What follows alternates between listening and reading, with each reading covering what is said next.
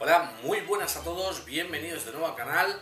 Hoy vamos a hablar acerca de cajas de ordenador, cómo elegirlas, en función de qué y qué debemos de tener en cuenta. Dicho esto, voy a empezar por algo que quizá no tiene nada que ver con las cajas, pero que para mí es algo lógico, que es la coherencia a la hora de elegir cajas.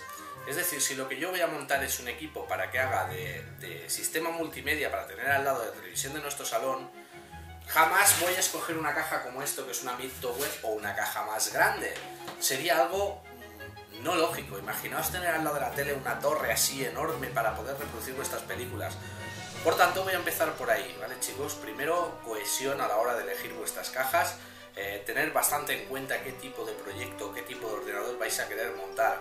Sé que eso a veces es difícil a la hora de elegir caja, porque también tenemos que decidir el tema de que si en un futuro queremos o debemos ampliar, tengamos suficientes prestaciones. Pero eso lo veremos después.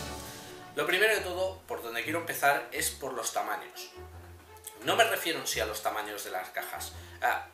Primero de todo, me acompaño de una caja Mini Tower, ¿vale? Que es una Hightech Simo, es una caja, como veis, chiquitita. La verdad es que es la única que tenía por aquí a mano nueva, no quería tampoco ponerme aquí una torre enorme ni nada así. Me acompaña esta caja, sirve perfectamente para explicarlo, así que ahora sí que vamos al lío. Primero de todo, los tamaños. No me refiero al tamaño de la caja en sí, me refiero a qué tamaños deberemos de mirar para saber qué caja escoger. Los tamaños nos los va a dar la placa base, es decir, si una placa base es Mini ATX, deberemos de escoger una caja tipo Mini ATX o superior. Siempre una superior, una inferior no, ya que físicamente no tendríamos espacio para poder colocar la placa base. Una vez tenemos ese tamaño, que es principal, ese es muy estándar, os voy a dar la referencia de otro tamaño a tener en cuenta. Os estoy hablando para todos aquellos que queréis montar lo que hoy se denomina fiebre gamer, o todos los que queréis montar un PC gamer.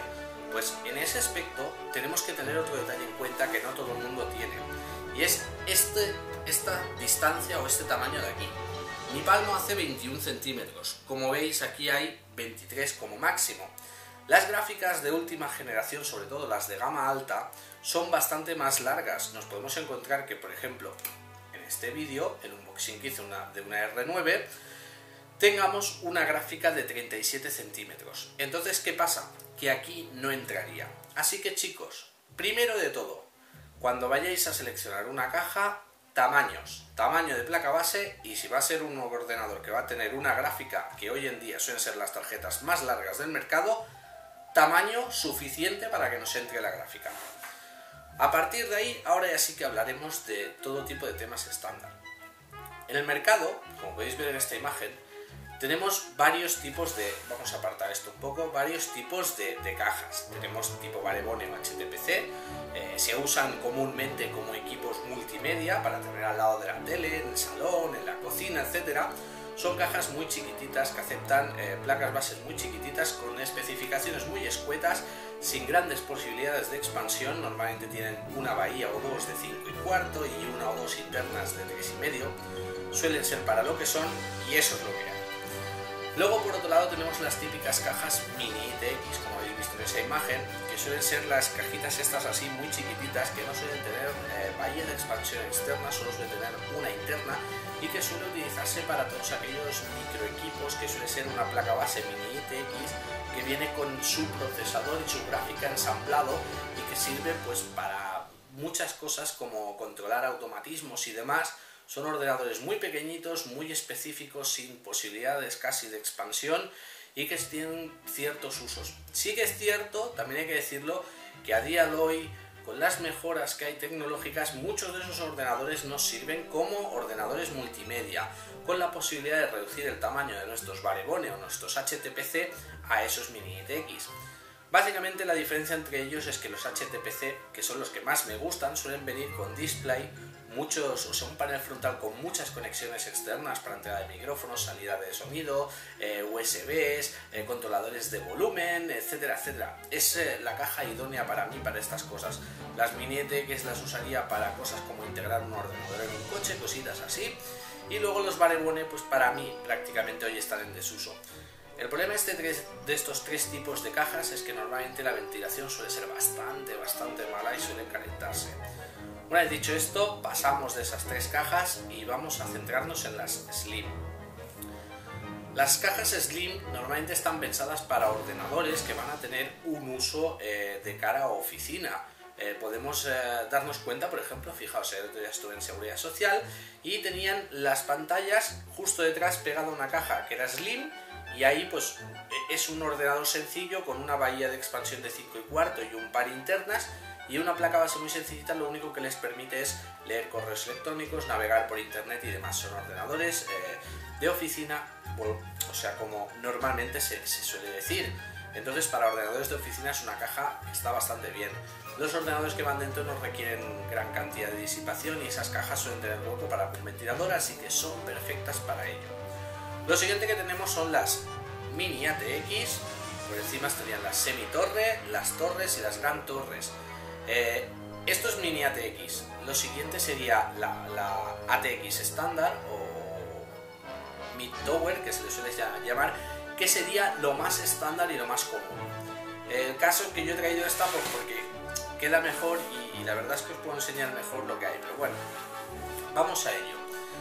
Son las cajas que más se usan en el mercado, ¿vale? Como digo, las Mid Tower, no esta, que esto es una Mini ATX, eso es más chiquitito. Cuando elijamos una caja deberemos de tener en cuenta ciertas especificaciones. Os he explicado el tema de los tamaños, algo que hay que tener, vamos, no en cuenta, o sea, eso tiene que ser lo primordial. Lo siguiente que debemos de tener en cuenta son las bahías de expansión externas, ¿vale? Como vemos, pues las Mini ATX suelen tener, en este caso tiene 2, ¿vale? 2, 3 bahías de expansión externas de 5,25. Suelen tener unas internas, en este caso las tenemos aquí, ¿vale? Solo tiene 2 esta caja, la verdad es que no tiene grandes prestaciones. Las Mid Tower, por ejemplo, suelen tener 4 bahías frontales y entre 4 y 6 internas. Las torres ya, lo que llamamos torre normalmente, suele tener unas 4 o 6 bahías de 5,25 externas y hasta 10 internas. Y lo que ya llamamos gran torre o las cajas gamer también, normalmente suelen ser todo el frontal bahías de expansión de 5,25, suele tener unas 10 y por dentro aparte también a veces suelen tener pues unas 6, 7, ¿vale? Suelen ser las cajas más grandes y normalmente las utilizan todos aquellos usuarios más exquisitos que quieren mucho sitio donde poder meter las manos y trabajar. Son las cajas idóneas para montar refrigeraciones líquidas y demás. Una vez dicho esto, vayamos con lo siguiente, que es que ya sabiendo la expansión, no es necesario escoger para un ordenador sencillo una caja pues de gran formato tipo gran torre. Eso, vale, sí, quizá tendríamos mucho espacio para trabajar, pero sería un poco absurdo porque tendríamos una caja bastante vacía. Entonces, ¿cómo podemos elegir eso? Bueno, pues nos vamos a basar primero en varios puntos. El primero de todo que yo os quiero dejar claro es el tema de la calidad. Como vemos, esta caja es de gama baja. No sé si lo escucháis, cuando tocas la chapa sigue habiendo reverberación, ¿vale?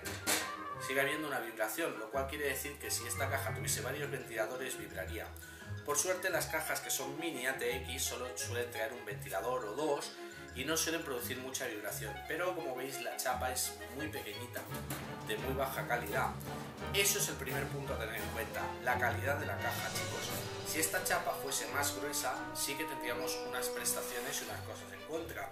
Como puntos a favor tendríamos pues, que la caja es más insonora, sufre menos de vibración, por tanto transmitirá menos sonido, menos vibración, pero por contrapartido tendríamos un peso, ¿no? Añadiríamos un peso a la caja. Eso es lo primero que tenemos que tener en cuenta, chicos. Lo siguiente a tener en cuenta es el tema de la ventilación, ¿vale? Para ordenadores tipo Mini ATX, pues con 1 o 2 ventiladores tendríamos más que suficiente. En el caso de que queramos añadir una gráfica ya a gama media o gama alta, necesitaríamos ventiladores más grandes, lo cual si fuesen ventiladores como este es el caso, de 8 centímetros, aumentarían el sonido. Entonces, como prestación extra a la hora de la ventilación de las cajas, miraremos sobre todo el tema de la ventilación. ¿Cómo vamos a hacer esto? Pues muy sencillo. Vamos a montar un ordenador, es un ordenador VIP, por ejemplo.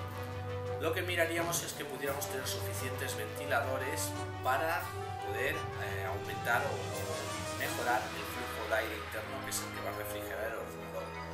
Para ello, pues miraríamos el tamaño, sobre todo, de los ventiladores. Olvidaos completamente de los ventiladores de 8. Esta caja añadiría uno de 8 aquí y en su tapa, como vemos, tenemos hueco para 2 de 12. O sea que esta caja estaría bastante bien ventilada para sus necesidades. En cajas más grandes quizá buscaríamos uno o dos ventiladores arriba, si lo que queremos es añadir refrigeración líquida a un radiador, uno trasero mínimo y uno o dos delanteros. Luego podemos tener en la tapa pues uno o dos que entren directamente hacia adentro. Esto sería lo primero a tener en cuenta en cuanto a ventilación. Otra cosa a tener en cuenta en cuanto a ventilación es el tema de filtros, chicos. Esta caja no tiene ningún tipo de filtro, por tanto es una caja sucia. No me refiero a que sea una caja sucia de por sí, sino que todos aquellos ventiladores que introduzcan aire hacia adentro deberían de tener un filtro antipolen. Ello nos va a ahorrar bastante tiempo a la hora de tener mantenimientos. Es decir, no vamos a necesitar mantener tanto nuestros ordenadores, desmontarlos y limpiarlos, sino que simplemente habrá que retirar los filtros, los lavamos con agua y los volvemos a colocar. Eso nos ahorra bastante tiempo y siempre mantendrá nuestro ordenador por dentro limpio, algo que aquellos ordenadores que tengan una ventana agradecerán bastante a la vista. Esto en cuanto a la ventilación. Ahora, en cuanto al tema de insonorización. Como bien os he dicho antes, lo suyo es una chapa más gruesa para evitar la vibración de los ventiladores. En ello también influyen las tapas, o sea, las patas. Como veis, aquí no hay patas, son de metal. Esto no sería lo suyo, serían unas patitas tipo goma. Sé que la vibración de los ventiladores la podéis quitar, ya sea con esos adhesivos de goma o con esos taquitos. No los recomiendo los taquitos, yo os lo explicaré en otros vídeos. Recomiendo tornillos y el adhesivo de goma. Eso ayudará a eliminar la vibración en parte, pero si la caja no es de buena calidad, no la eliminará en absoluto y por tanto no mejorará la insonorización. Otra cosa a tener en cuenta en la insonorización serían las placas de aislante que a veces se ponen en las tapas, en la parte superior o en la inferior. Esto sería un extra a tener bastante en cuenta si lo que buscamos es un ordenador muy silencioso. Y ahora os voy a explicar los extras que podemos encontrar en las cajas. Una de las cosas más importantes que miraremos como extra es su panel frontal, ¿vale? En este panel frontal, como podemos ver, hay dos USBs, una entrada de audio, o sea, para el micrófono, y una salida de audio, aparte de su botón de power y su botón de reset. Es un panel frontal estándar, podemos encontrar cajas que tienen muchas más cosas. Eso sería uno de los extras a tener en cuenta. Mirar siempre qué panel tiene y qué posibilidades nos ofrecen. Hay algunas que incluso llevan lectores de tarjetas SSD, micro SD, etcétera, etcétera. Esto sería genial, chicos, ¿sabes? Una caja que tenga mucha conectividad. Otra cosa como extra a tener en cuenta es el tema de los tornillos. Como veis, estas cajas, es una caja sencilla, todo tiene que ir atornillado. En las cajas de gama un poquito más alta encontraremos unas piezas de plástico, como esta que podéis ver en la foto, que nos sirven básicamente para poder poner todo tipo de dispositivos sin necesidad de tornillos. La verdad es que eso facilita bastante a la hora de desmontar y desmontar el ordenador. Es otro extra que deberíamos tener en cuenta. Como tercer extra a tener en cuenta, yo diría que esta placa de aquí, esta placa metálica donde va puesta la placa base, y esto es más para ordenadores tipo gamer y grandes, como tercer extra yo diría que busquéis una placa que pueda desmontarse, es decir, esa chapa puede salir por la parte de atrás, podemos montar ahí nuestra placa base, nuestro disipador, volverla a colocar en la torre y de esa forma nos ayudará bastante a la hora de montar, sobre todo cuando estamos hablando de cajas que no son de gran torre ni gran formato. Es un extra que me parece bastante importante comentar. Y como último y cuarto, diría el tema de los cables. Como veis, esta caja tiene que tener todos los cables por delante y hay algunas que aquí, no sé si me llegaréis a ver por esta zona, pero no tiene ningún tipo de ranura. Hay cajas que tienen unas ranuras que nos permiten pasar los cables por su parte trasera, es decir, entre la chapa y la tapa, ¿vale? Por ahí tienen hueco suficiente para pasar los cables. Me parece otro extra bastante interesante para tener siempre nuestros cables organizados. Y bueno, chicos, yo creo que eso es lo más básico que os puedo explicar acerca de cajas y cómo elegirlas. Bueno, y eso serían las cosas normales y lo más estándar que os puedo explicar. Ahora os voy a dar mi opinión personal, ¿vale?